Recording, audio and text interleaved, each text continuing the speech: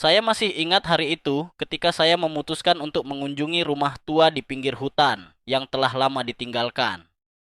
Rumah itu memiliki reputasi sebagai tempat yang angker dan banyak orang yang tidak berani mendekatinya.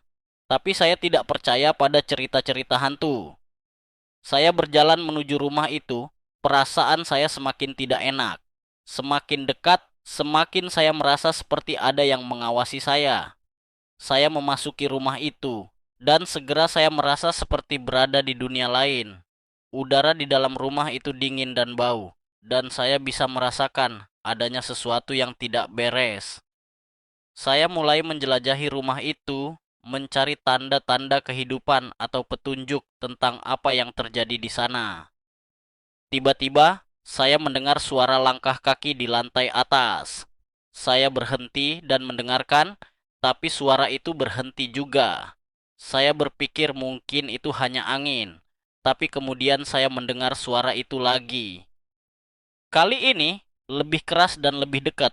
Saya mencoba untuk tidak panik dan melanjutkan pencarian saya. Saya menemukan sebuah kamar yang tampaknya belum pernah disentuh selama bertahun-tahun. Ada sebuah boneka tua di atas tempat tidur, dan saya merasa seperti boneka itu sedang menatap saya.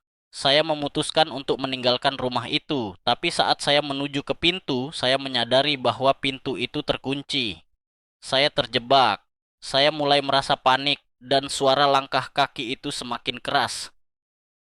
Saya mencoba untuk mencari cara keluar, tapi setiap pintu yang saya buka hanya membawa saya ke tempat yang lebih gelap dan lebih menakutkan. Saya mulai merasa seperti saya sedang dianiaya oleh sesuatu yang tidak terlihat. Saya menemukan sebuah diary tua di lantai, dan ternyata rumah itu memiliki sejarah yang kelam. Ada sebuah keluarga yang tinggal di rumah itu, dan mereka dibantai oleh seseorang yang tidak diketahui. Saya tahu saya harus keluar dari rumah itu sebelum terlambat, tapi sudah terlambat. Suara langkah kaki itu semakin dekat, dan saya tahu saya akan menjadi korban berikutnya.